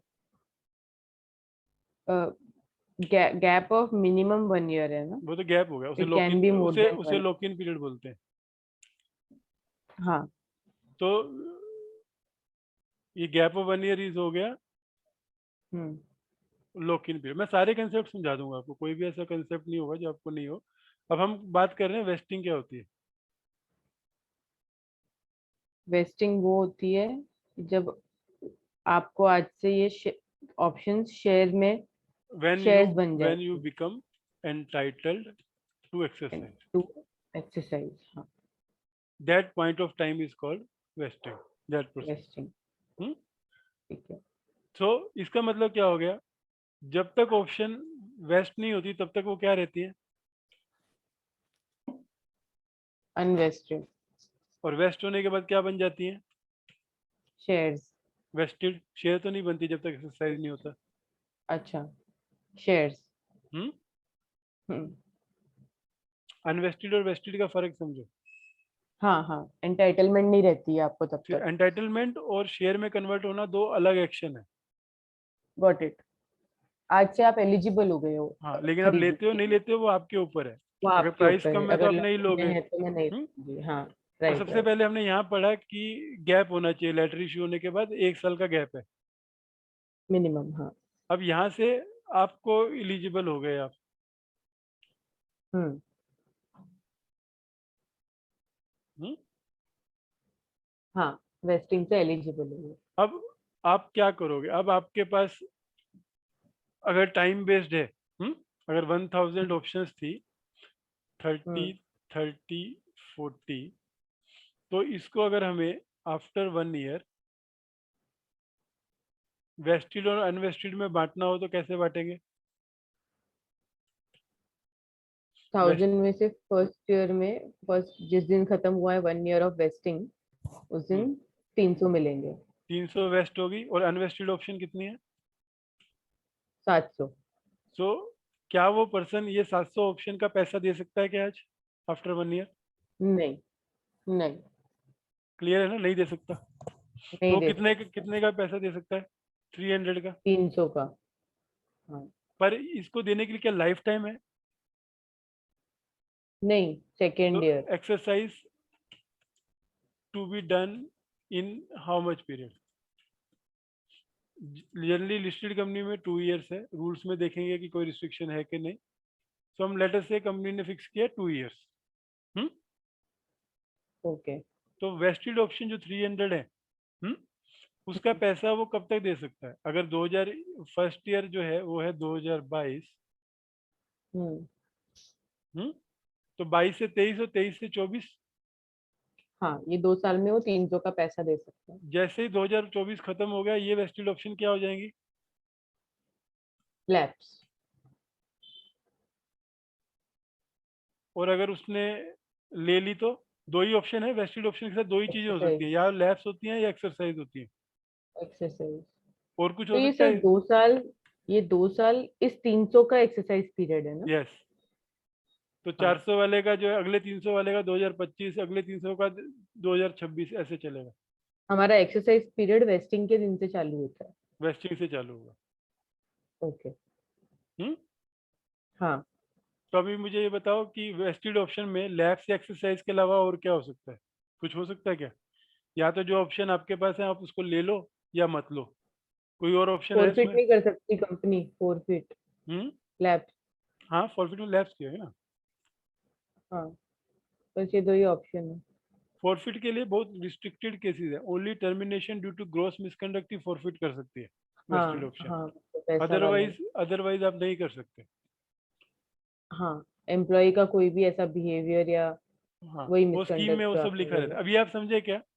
एक्सरसाइज हाँ। टू बी डन, लेकिन अब एक्सरसाइज का मतलब क्या है? तो इसको क्या बोलते हैं? Exercise period. हाँ। Exercise period. पीरियड। अब एक्चुअल एक्सरसाइज आएगी। हम्म। Exercise means act of purchase. Conversion of option into share. Option into shares. कैसे? By following the procedure prescribed and making payment of क्या? एक्सरसाइज प्राइस हाँ। And prerequisite tax. Requisite tax. Right. हम्म। ये आप करोगे तो आपको क्या मिलेंगे? शेयर्स। शेयर्स अगर आपने कंपनी के। 300 में से दो, अगर सपोज वन पर्सन को 300 वेस्ट थी, हम्म हम्म। और 700 अनवेस्टेड थी, हम्म हम्म। और कंपनी की टोटल स्कीम भी 1000 शेयर्स की थी ईसॉप स्कीम में, जो उसने पूरी एक ही आदमी को दे दी। ओके। अब इसमें से उसने 100 एक्सरसाइज कर ली। That okay. मीन्स 100 इन उसने कन्वर्ट 2000। करा लिए। ठीक है, तो 2022 अब में। उसके पास कितने वेस्टेड और कितने अनवेस्टेड रह जाएंगे? उसके पास 200 वेस्टेड रह जाएंगे हम्म और 700 अनवेस्टेड रह जाएंगे। अब स्कीम में जो बेल टोटल ऑप्शन आउटस्टैंडिंग है स्कीम में, अब वो कितनी हो हाँ। जाएंगी? Total option outstanding 700 plus 200, 900। समझ गई ना, क्योंकि एक्सरसाइज हो गए उतने, ईसॉप खत्म हो गई अभी। ये सब खत्म हो गया। 1000 माइनस 100, 900 बच गई। सब मुझे हम्म। बताओ ये ईसॉप स्कीम कब खत्म होगी? एंड ऑफ ईसॉप स्कीम, जब ये 900 के 900 एक्सरसाइज हो जाए। हाँ, या फिर लैप्स हो जाए। नहीं, लैब से खत्म नहीं होती। खत्म नहीं 900 होती है। माइनस, मैं समझा रहा हूँ, 900 एक्सरसाइज हो जाए। ओके और आपके पास अब 0 ऑप्शन बच गया आउटस्टैंडिंग। ओके अब क्या हुआ, जिसके पास ये दोस्त थे वो रिजाइन कर गया, ओके तब आप क्या कहते हो, रिजाइन कर गया एम्प्लॉय। अब मैं ये एक्सरसाइज पे ही चल रहा हूँ सब कुछ, कि आप क्या हाँ कर हाँ सकते हो वेस्टेड के साथ अनवेस्टेड के साथ। रिजाइन कर गया, आपकी ईसॉप स्कीम बोलती है कि वेस्टेड जो है वो 3 मंथ्स में टर्मिनेशन एक्सरसाइज करनी है, और अनवेस्टेड लैब्स कैंसिल हो जाएंगी, लैब्स केवल वेस्टेड ही होती है। अगर रिजाइन कर दिया तो? अब क्यों कैंसिल हो जाएंगी, आपने बनाई स्कीम इसलिए थी कि लोग 3 साल रहे तभी आप उनको दोगे, अगर 3 साल नहीं रह रहे तो स्टिल भी दोगे क्या उनको? नहीं। तो ग्रांट कैंसिल कर दोगे बची हुई। हम्म। कौन सी कैंसिल करोगे? जो अनवेस्टेड है, जो उसको अभी तक मिली ही नहीं है, क्योंकि वो एलिजिबल ही मिली नहीं नहीं। हुआ। हाँ। जिनके लिए एलिजिबल हो गया था, जो 1 साल उसने काट दिया, वो उसको राइट है लेने का। यस। लेकिन ये राइट जो है वो एक लिमिटेड टाइम के लिए है। तो वहां पे आप उसको बोल रहे हो सिर्फ 3 मंथ्स का टाइम है आपके पास। अच्छा, अगर वो 3 मंथ में ये ऑप्शन नहीं एक्सरसाइज करता, हम्म, 3 months फ्रॉम रिजाइन। हाँ, ओके। तो अगर 3 मंथ में नहीं करता तो क्या होगा? हम्म नोट एक्सरसाइज, लैप्स हो जाएंगे हम्म 200, और यस, अनवेस्टेड जो थी 700, वो भी लैप्स हो जाएगी। लैप्स नहीं है, ध्यान बढ़ दो, कैंसल्ड हो जाएंगे। कैंसिल हो जाएगी। दोनों में फर्क समझ लो। लैप्स जो है हम्म। वो सिर्फ वेस्टेड ऑप्शन के लिए होता है, ओके। और कैंसल्ड अनवेस्टेड के लिए होता है, ये रिवर्स यूज नहीं हो सकता। Got it. हम्म हम्म। तो ये होने के बाद अब आपकी ऑप्शन जो है स्कीम में कितनी ऑप्शन रह जाएंगी? जो भी लैब्स होती हैं, हम्म, हाँ वो वापस पूल में चली जाती है, इसको पूल बोलते हैं। पूल था हाँ आपका ईसॉप। 1000 का, 100 ले चुके थे, 900 हाँ। बची थी जो एम्प्लॉई के हाथ में थी, हम्म। लेकिन ग्रांटेड थी। हम्म 100। तो अवेलेबल फॉर ग्रांट 0 थी, हम्म। क्योंकि आप पूरी दे चुकी हो जो एम्प्लॉई के हाथ में थी। हाँ। अब ये आदमी जब छोड़ गया, रिजाइन कर गया, हम्म। एंड डिडेंट एक्सरसाइज, तो 200 लैप्स हो गई। लैप्स हुई थी, तो अभी हाँ, पूल में क्या ऐड हो गया? लैप्स वाली 200। लैप्स भी और कैंसल्ड भी। कैंसिल भी ऐड हो जाती है हाँ, वापस। तो दैट मीन जो पूल 0 का था उसमें 200 900 वापस आ प्लस गए। 700। अभी मैक्सिमम ग्रांट आप किसी एम्प्लॉय को कितनी कर सकते हो? 900। क्यों 100 कम? क्योंकि 100 कोई और ले गया ऑलरेडी स्कीम में से, जितना शेयर होल्डर ने अप्रूव किया हाँ। था। आपकी कैपिटल में 100 शेयर्स ऐड हो चुके हैं। अच्छा। ईसॉप स्कीम में मैक्सिमम आप 1000 शेयर्स ही ऐड कर सकते थे। ओके। तो ये आप समझे कंसेप्ट। Got it. अब इसमें डेथ के केस में और इनकैपेसिटी के केस में at the time of all all unvested option vest हो जाती हैं इमीडिएटली। राइट। इसका क्या मतलब हो गया? अगर ये आदमी जो था रिजाइन करने की जगह इसकी डेथ हो गई होती, तो हाँ इसकी जो अनवेस्टेड 700 थी वो हाँ, क्या बन जाती? वेस्टेड हो वेस्टेड। जाती है तो इसका वेस्टेड हो जाती 900, इवन हाँ दो एज पर स्कीम वो 2 साल बाद मिलनी थी। हाँ। हम्म गॉट इट। तो यहाँ पर अब वो 900 ले सकता है। हाँ तो आपको रेजिग्नेशन के केस में ईसोप का क्या होता है, डेथ के केस में क्या होता है, समझा? हाँ, समझ गया। रिटायरमेंट के केस में क्या होगा?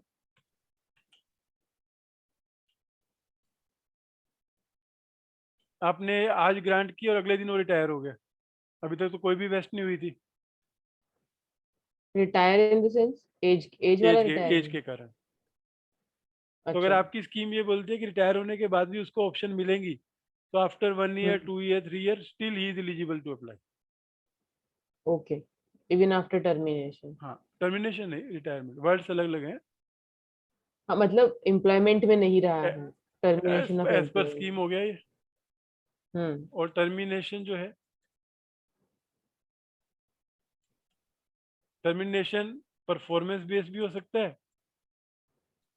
और मिसकंडक्ट मिसकंडक्ट भी हो सकता है। सो परफॉर्मेंस बेस्ड जब रहेगा हाँ तो रिजाइन वाले रूल चलते हैं, ओके और मिसकंडक्ट का केस रहेगा तो वेस्टेड हाँ लैप्स और अनवेस्टेड कैंसिल, राइट। वेस्टेड भी लैप्स हो जाते हैं हाँ, okay so this prevents employee to do gross misconduct. Exercise कर लिया उसका कुछ नहीं कर सकते ना हाँ, एक्सरसाइज के ऊपर आपका कोई राइट नहीं है। Okay once they are converted into share you don't have any right. Okay तो अब मुझे ये समझाओ, अभी तक मैंने जो आपको समझाया, यहाँ एक्सरसाइज पीरियड समझाया, हाँ फिर उसके बाद आपको डिफरेंट सिनेरियो समझाए ऑफ सेपरेशन। पढ़ाई कर रही हूँ हाँ बात करिए। Resignation, death, death retirement termination और टर्मिनेशन, राइट। राइट ये सिनेरियो हो गए। एक्सरसाइज पीरियड हो गया, आपको मैंने वेस्टेड, अनवेस्टेड, कैंसल्ड, लैप्स का फर्क बताया। हम्म सो ये यस वो कंसेप्ट है जो यहाँ पे यूज होते हैं। इसके अलावा यूज होता है ग्रांट। यहाँ से शुरू होता है प्रोसेस, कैसे शुरू होता है, ग्रांट से शुरू होता है।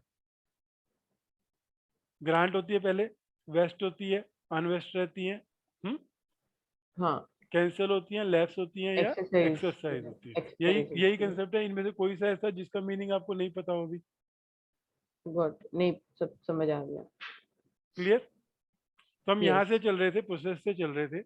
आपने लेटर इशू किया, 1 साल का टाइम दिया ग्रांट और वेस्टिंग में, फिर आपने उस एक्सरसाइज पीरियड के बीच में एक्सरसाइज किया, हाँ जिसके बेस पे आपने बोर्ड मीटिंग बुलाई, एप्लीकेशन ली, हाँ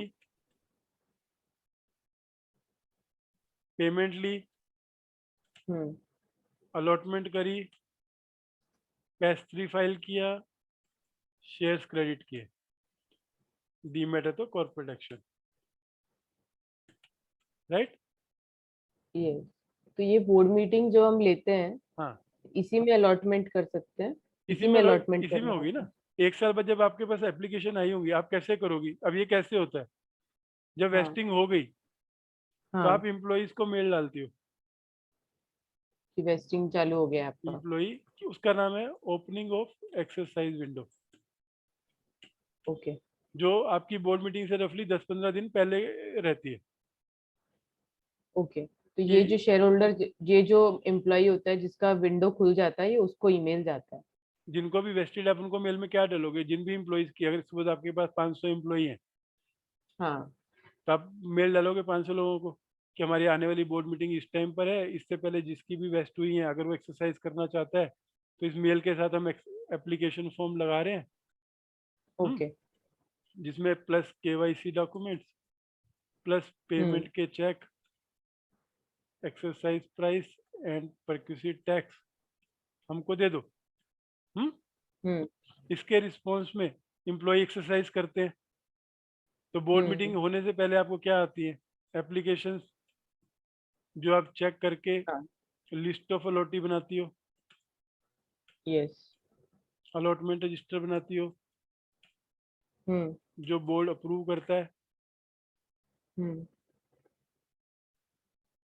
list of allottee allotment register अलग अलग हो गया क्या हाँ, list of allottee simple list है कि हमको इनको देना है। अलॉटमेंट अलॉटमेंट रजिस्टर पूरा रजिस्टर एक रजिस्टर है जो इसका गवर्नमेंट का फॉर्मेट है। आपका आरटीए बना के अच्छा देता है, नहीं तो नॉर्मल की ये फोलियो नंबर रहेगा, ये नाम रहेगा, इतने डिस्टिंक्टिव नंबर, ये सर्टिफिकेट नंबर, वो सब रहता है उसके अंदर। अच्छा हम्म ओके तो रेजोल्यूशन में क्या पास होगा कि list of allottees as place and register of allotment register be signed by XYZ and so authorised to complete necessary formality. हम्म और वो जो लिस्ट ऑफ अलॉटी है वो है, उसके बेस पे आपने पैस 3 फाइल किया, शेयर क्रेडिट किए, तो एमसीए पे हम्म आपकी कैपिटल चेंज हो गई। यस स्कीम में पूल लेस हो गया हम्म। By number of exercise. हाँ। अब ये पूरा प्रोसेस जो है, और इसके ऊपर फिर इसकी अकाउंटिंग होगी कि ओके। जितना भी एम्प्लॉय कॉस्ट है वो बुक करते हैं, जितना डिस्काउंट आपने दिया, राइट। ओके।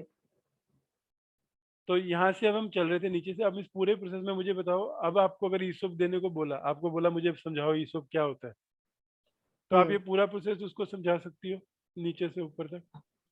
हाँ। बोलो क्या लिखा है। बस ऑलमोस्ट हो गया, फिर 10 मिनट में वो सेक्शन पढ़ते हैं, क्योंकि वो सिर्फ इसके यही प्रोसेस को एक्सप्लेन कर रहा है जो मैंने आपको बताया। ओके।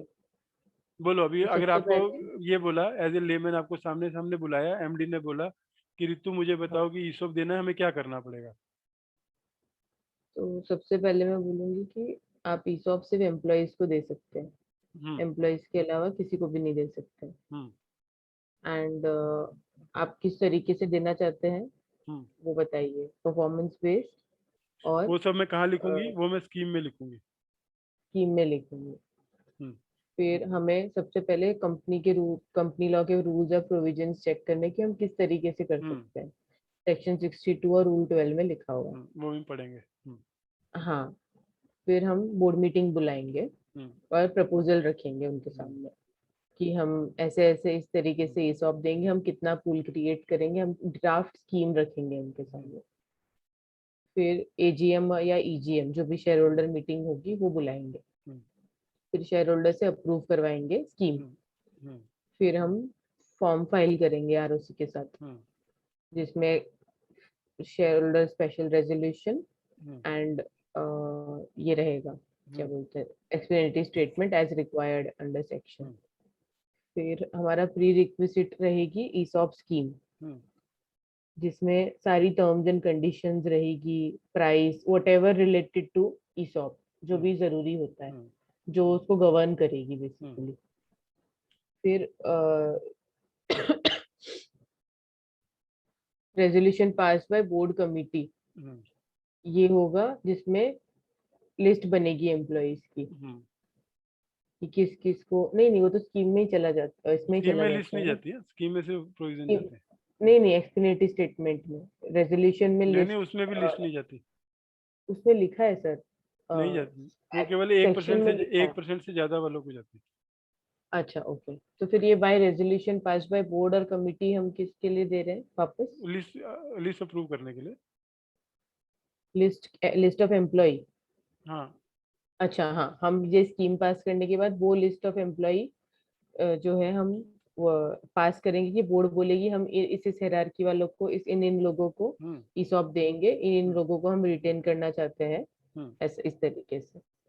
और फिर उन एम्प्लॉयज को वो ग्रांट लेटर मिल जाता है as per the eligibility, as per the scheme.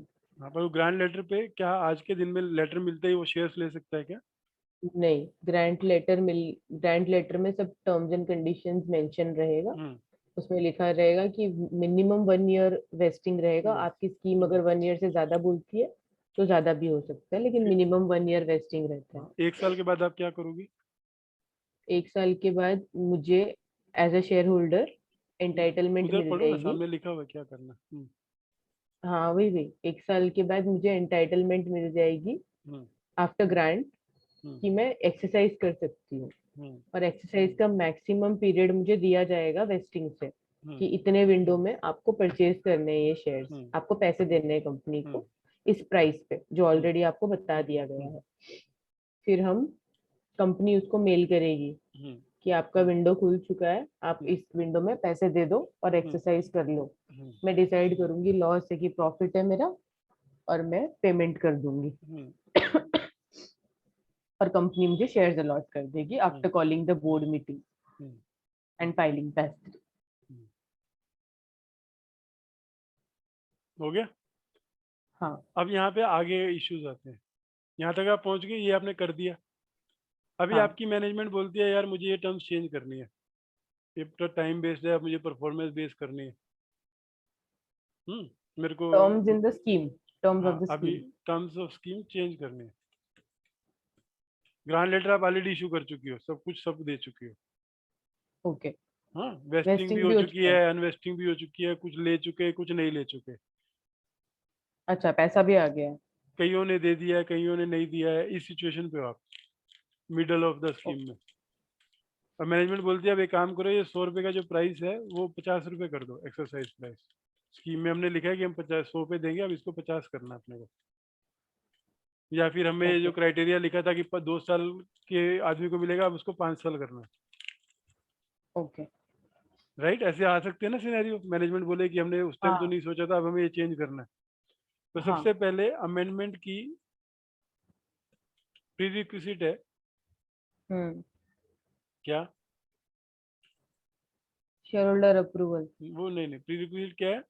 Not to be डिटर्मिनेंटल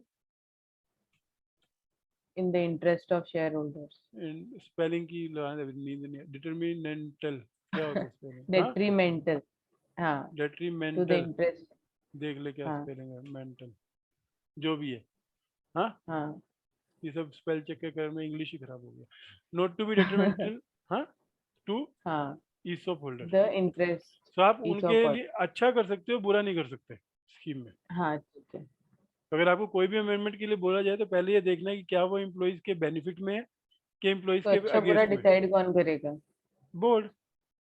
board. ठीक है।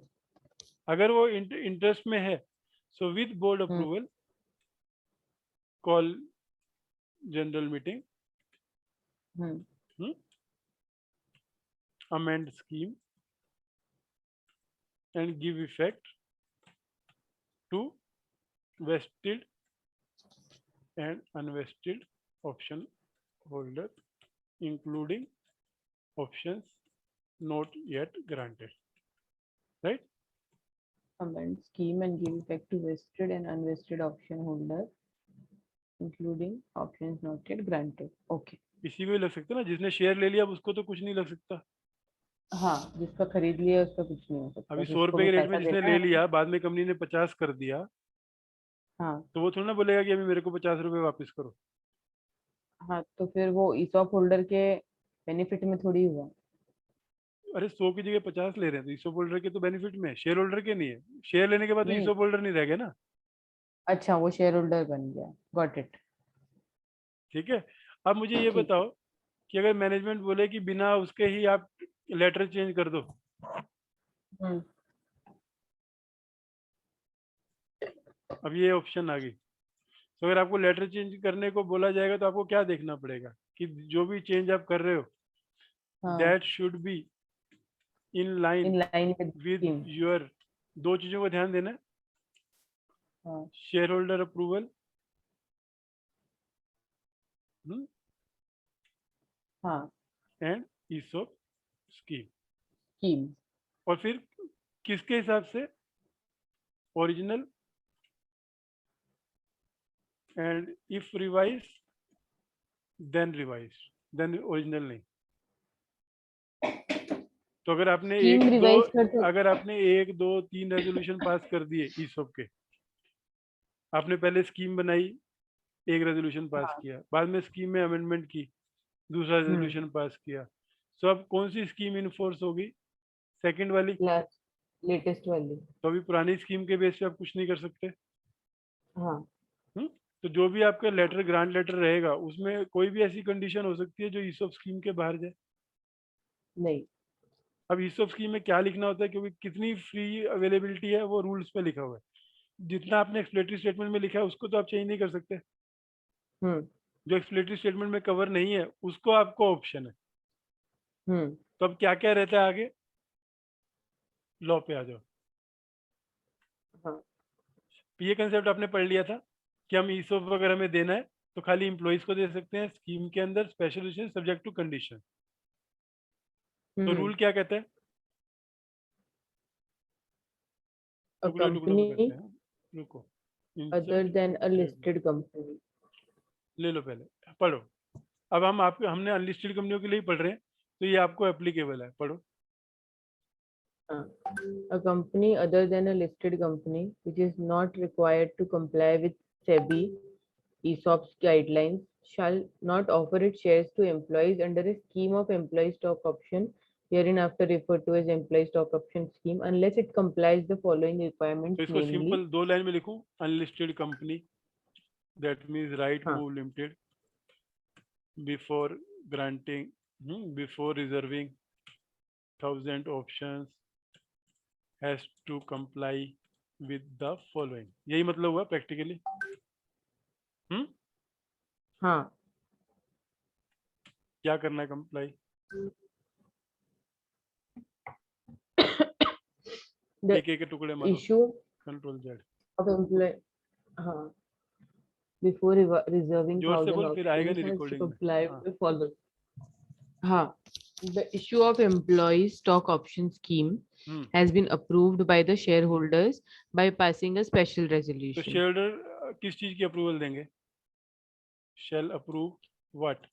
वो लोग स्कीम, ड्राफ्ट स्कीम अप्रूव करेंगे, ESOP सारी scheme। Terms and condition. हाँ, कैसे? ऊपर कुछ नहीं लिखा, जितना लिखा है उतना ही पढ़ो। यहाँ पे इतना ही लिखा है, okay. Shall approve what? ESOP scheme। और कैसे ओके. करेंगे? स्पेशल रेजोल्यूशन से। सर, स्पेशल रेजोल्यूशन की वहाँ पे हाईलाइट था पहले सेक्शन में, तो वो शायद प्राइवेट कंपनी के लिए ऑर्डिनरी है। वो नीचे आएगा ना, जो भी आएगा। अभी जितना है उतना ही पढ़ो। ठीक है। पढ़ने का रूल है, जो दिखे उसको ही पढ़ो, आगे मत पढ़ो। Okay. Explanation for the purpose. आ गया। Employee means what? चला गया। हाँ, थोड़ी आवाज ना आपके वीडियो में हाँ, उड़ती फॉर है। द पर्पस ऑफ क्लॉज आ रही है अभी। कट कट के आ रही For है। the purposes of clause B of subsection 1 of 62 and this rule, employee means a permanent employee of the company who has been working in India or outside India. ठीक है, इसका मतलब क्या हो गया? कि कंपनी में काम कर रहा है, परमानेंट एम्प्लॉई है कंपनी का, राम या रिचर्ड? कंफर्मेशन होने के बाद। राम और रिचर्ड, हाँ, बोथ कोई भी कवर्ड, हो। प्रोवाइडेड परमानेंट हो, हाँ, प्रोबेशन पे नहीं होने चाहिए। प्रोबेशन पे नहीं हो। A second, director of the company, whether a whole time or not, but excluding an independent director. मतलब so a company all directors independent director छोड़ दो। excluding हाँ, independent director। Independent director. जितना लिखा है उतना ही पढ़ रहे हैं, प्रोविजो आएगा तो फिर पढ़ें। ये आपकी टारगेट लिस्ट ऑफ एम्प्लॉइज है, ये लिस्ट ऑफ एम्प्लॉई इस रूल पे बननी है, आप इसके अगेंस्ट नहीं जा सकते। हाँ, an employee as defined in clause A or B of a subsidiary in India or outside India। मतलब जिस कंपनी के ESOP इशू हो रहे हैं उसकी सब्सिडरी के एम्प्लॉइज इंडिया में या बाहर, और of a holding company of the company, या फिर मेरी होल्डिंग के, अगर मैं सब्सिडरी हूँ तो राइट मूव मेरी होल्डिंग के। अगर राइट मूव जो है, राइट मूव होल्डिंग और राइट मूव सब्सिडरी, इन दोनों के एम्प्लॉइज इंडिया में और या बाहर, आउटसाइड इंडिया। ठीक है। हाँ,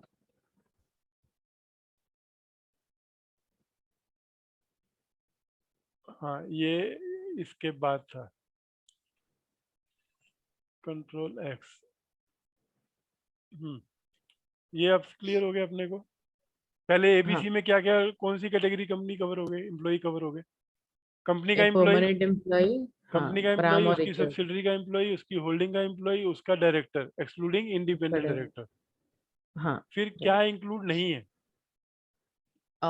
N employee who is a मतलब प्रमोटर। आपकी लिस्ट ऑफ एम्प्लॉय में इनका नाम नहीं हो सकता, वो कौन लोग हैं? ये लोग हैं employee who is a promoter और a person belonging to promoter group. Right. तो अगर आपका वो बोले प्रमोटर की, आप मेरे को ही दे दो, आप प्रमोटर कैसे डिफाइन करते हो? एनुअल रिटर्न में लिखते हो कि कौन प्रमोटर है हमारा? किस में लिखते हैं? एनुअल रिटर्न में। हाँ, एनुअल रिटर्न में लिखते तो एनुअल रिटर्न में अगर आप उसको प्रमोटर दिखा रहे हो और यहाँ ईसोप दे रहे हो तो वायलेशन, और वायलेशन में आप ईसोप नहीं दे सकते। ओके। राइट। और second, a director who either himself or through his relative or through any body corporate directly or indirectly holds more than 10% of the outstanding equity shares of the company। जो तो ये जो director हमने ऊपर 10% से लिखा था, ज्यादा through excluding these independent people director and director holding greater than 10% share. 10%।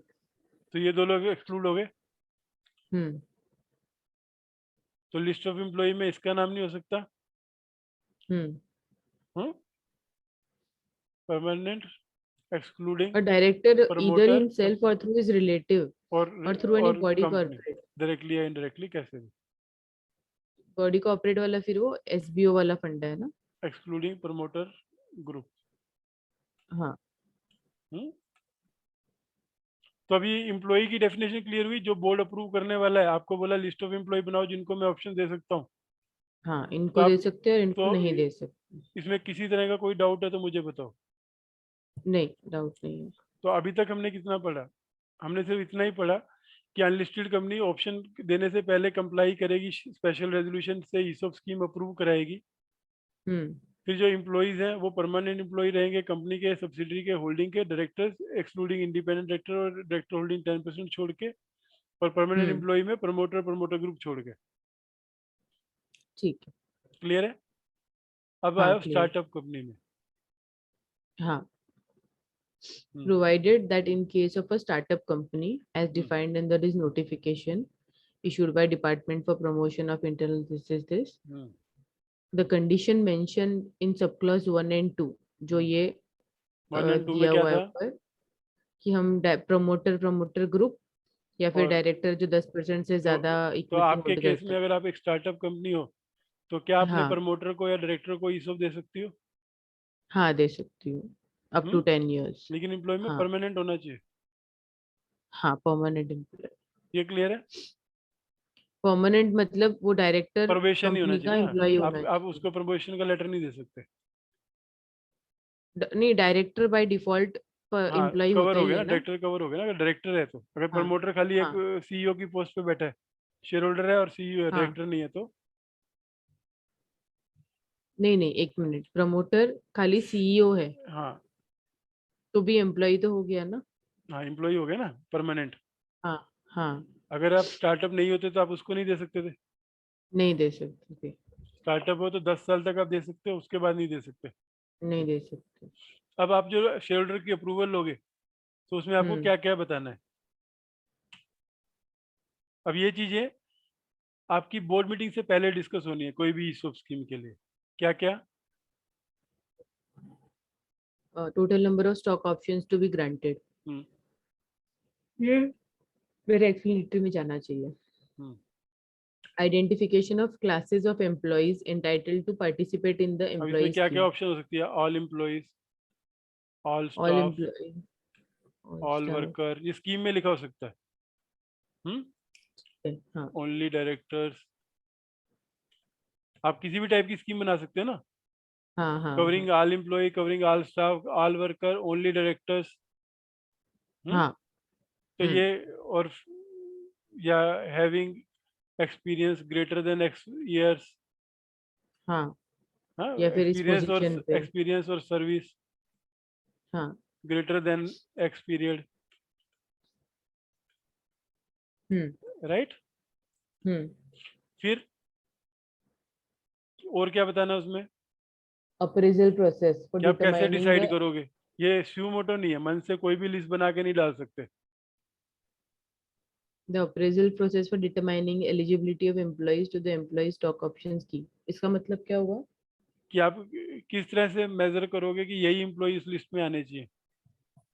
Okay, तो अगर नाम थोड़ी देना आइडेंटिफिकेशन में, प्रोसेस प्रोसेस प्रोसेस देना। कि who will do the process, कैसे किया जाएगा ये process to finalize the list of employee. Appraisal process means ये जो एलिजिबिलिटी टू डिटरमाइन है वो प्रोसेस। हाँ, कि आप लिस्ट ऑफ एम्प्लॉय में अगर एक कंपनी के 100 एम्प्लॉय और 25 को ही देना है तो 25 किस क्राइटेरिया पे दिए जा रहे हैं। ओके, ठीक है। Then requirement of requirement of vesting vesting and and period period of of, vesting. Requirement मतलब यहाँ पे कंडीशंस, आप कोई कंडीशन लगाना चाहते हो क्या? टाइम बेस्ड और परफॉर्मेंस बेस्ड। परफॉर्मेंस। राइट? हाँ, और और कितने साल, मिनिमम वेस्टिंग 1 year से पीरियड लेके 1 year to 4 year. Hmm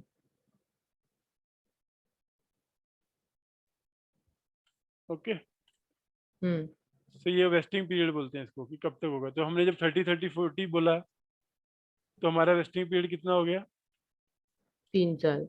3 years hmm vesting period. और ये बन गई टाइम बेस्ड वेस्टिंग। अगर हम्म परफॉर्मेंस बेस्ड होती तो हो सकता था vesting period 1 year. Okay, minimum. Maximum period within which option shall be vested. So इस केस में मैक्सिमम पीरियड कितना हो गया? 3 साल, और 4 साल। परफॉर्मेंस बेस में, हाँ वही, उसको 1 ईयर प्लस करके। हम्म और इस केस में 1+1 हम्म टेक्निकली 1 साल के बाद ही मिल जाता है ना। हाँ, 1 साल के बाद ही हो गया ना, तो 1+1 क्यों हुआ? 1 ही साल हुआ ना। तो उसमें भी 3 ही हुआ ना फिर। नहीं, आपने उसमें 1 to 4 रखा है ना 1 ऊपर। to 3, 1 to 3 कर दिया आपने। ओके। और ये वन हाँ। 1 ईयर हो गया। समझ आ गया कि हम्म मैक्सिमम, अगर आपसे पूछा जाए what is your maximum vesting period, तो आप जो 3 भी years। लास्ट टाइम है कि जो आखिरी ऑप्शन किस दिन एक्सरसाइज होएगी, वेस्ट होएगी, हम्म वो मैक्सिमम पीरियड हो गया। Exercise okay. प्राइस और फॉर्मूला क्या है? प्राइस तो मुझे समझ आ गया।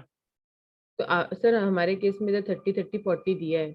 हम्म हम ऐसा कुछ नहीं करके सारे के सारे 3 साल बाद दें, तो भी 3 साल ही तो होता है ना। आपको स्कीम चेंज करनी पड़ेगी ना।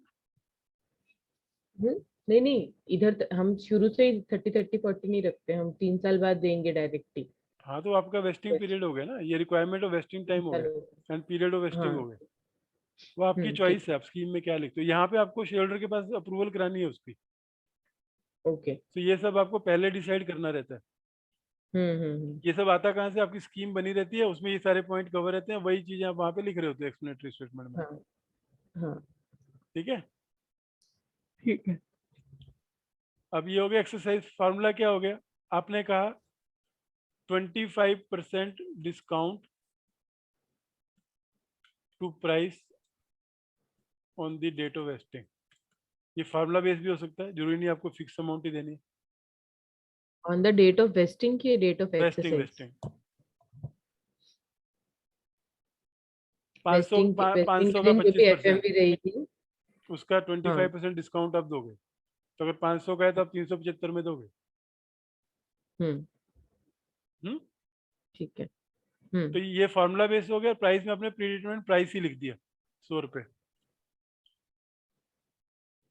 एक्सरसाइज पीरियड क्या होता ओके। है? जो आप स्पेसिफाई कर रहे हो तो ये और मैक्सिमम। है, एक्सरसाइज प्राइस और द हाँ, formula. Either of the two आप चूज कर सकते हो शेयर होल्डर के ओके। स्कीम में। हम्म हाँ, मैक्सिमम टू हाँ। Exercise is the exercise period. Clear है? लाइक मैक्सिमम आपने एक। अपनी स्कीम में लिखा 2 इयर्स, हाँ। तो वेस्टिंग होने के 2 साल के अंदर एक्सरसाइज कर सकते हो, नहीं तो लैप्स हो जाएंगे। लैप्स हो जाएंगे। अब प्रोसेस ऑफ एक्सरसाइज एप्लीकेशन देने की है। हाँ, वो प्रोसेस लिखना पड़ेगा आपको हम्म। कि how an employee will be entitled to exercise. Hmm lock in period अगर है तो 1 साल तो मिनिमम गैप हो गया, उसके बाद भी अगर आप लॉकिंग पीरियड देना चाहते हो। 1 साल तो वेस्टिंग हो गया, मतलब ग्रांटर वेस्ट हाँ, एलिजिबिलिटी के लिए। अब आप कहते फिर हो कि एक्सरसाइज करने के बाद अलॉटमेंट के बाद लॉक इन हो जाएगा वो। 1 साल आप बेच नहीं सकते तो उसको। ये भी आप कर सकते हो, आपको स्कीम में लिखना है क्या इफ पीरियड लिखना एनी। है। नील भी हाँ कर सकते हो। हाँ। ठीक। राइट। हम्म अब एक एम्प्लॉय को मैक्सिमम कितनी दे सकते हैं और टोटल कितनी दे सकते हैं, ये भी आपको स्पेसिफाई करना the maximum number of option to be granted per and in aggregate. है। राइट। मतलब मैं एक एम्प्लॉय को 1000 दूंगी और टोटल सब मिला के हम्म 5000 दूंगी, हम्म ऐसा हम्म। सबको मिला के। अब ये ऑप्शन वैल्यू कैसे करोगे? बट अकाउंटिंग मतलब पर। मैक्सिमम नंबर, मैं एक को 500 भी दे सकती हूँ ना। हम्म वो आपको यहाँ स्पेसिफाई करना है, इससे आगे नहीं जा सकती। हाँ, नहीं समझ गई। जैसे मैं गौरव ठाकुर को, नहीं नहीं, एक एम्प्लॉय को 1000 से ऊपर नहीं दूंगी, हम्म और टोटल 5000 से ऊपर का पूल नहीं होगा मेरा, हाँ। ऐसा ना। यस। ऐसा स्पेसिफाई करना है, ओके। लैब्स बट की। 1000 से कम दे सकती हूँ मैं। हाँ, मैक्सिमम है ना। हाँ। which the company shall use to valuate options. तो ये registered अकाउंटिंग के लिए, valuer होगा ना? अकाउंटिंग के लिए ऑप्शन की वैल्यू, वो जो एम्प्लॉय कॉस्ट निकालने के लिए। हाँ, तो तो इसके लिए दो मेथड मेथड मतलब होते क्या हैं, होगा? इसके लिए दो मेथड होते हैं, फेयर हाँ, वैल्यू और इंटरेस्टिंग वैल्यू। इंट्रिंसिक वैल्यू क्या होती है सर? वो है, फॉर्मूला रहता है इसका। इसमें क्या हो गया रजिस्टर्ड इसमें वैल्यूअर क्या, नहीं लगता है? नहीं, इसके लिए एक्चुअरी लगता है। क्या लगता है? एक्चुअरी, ये क्या होता है? ये सब जो ऐसी ऑप्शन होती है उनकी वैल्यूएशन निकालता है। अच्छा, ठीक है, तो ये आपको अनलिस्टेड के केस में? एडवांस, हाँ एडवांस में बताना पड़ता है। ओके। जो ग्रेजुइटी की वैल्यू अकाउंट्स के लिए निकालते हैं और कोई लॉन्ग टर्म कमिटमेंट की वैल्यू निकालते हैं, ये वो स्पेशलाइज्ड एजेंसीज है। ओके, तो ये वैल्यूएशन रिपोर्ट देते हैं आपको, जिसके बेस पे अकाउंटिंग एंट्री पास करते हैं।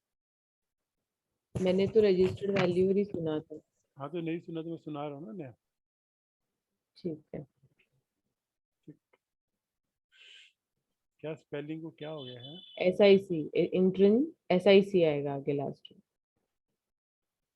क्या पता क्या लिखवा रही है, चल इंट्रिंसिक वैल्यू। गलत है, तू भी जेठालाल की तरह ही बोल रही है। Intrinsic value, हाँ चलो। बराबर बोलिए मैंने।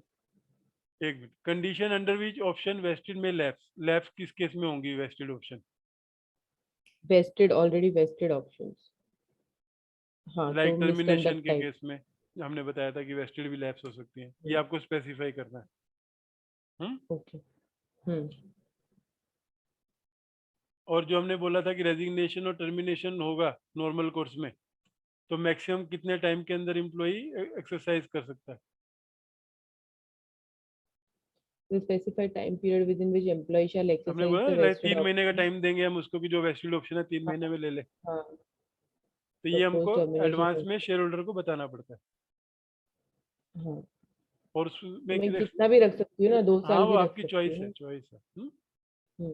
आपको देखो कैसा है, लिस्टेड कंपनियों के लिए या जो प्रपोज टू बी लिस्टेड है उनके लिए शेयर बेस्ड रेगुलेशन है, जिसका अभी दूर दूर तक कुछ नहीं है, उनको सिर्फ इतना ही कंप्लाई करना है, इसके अलावा सारी फ्रीडम है।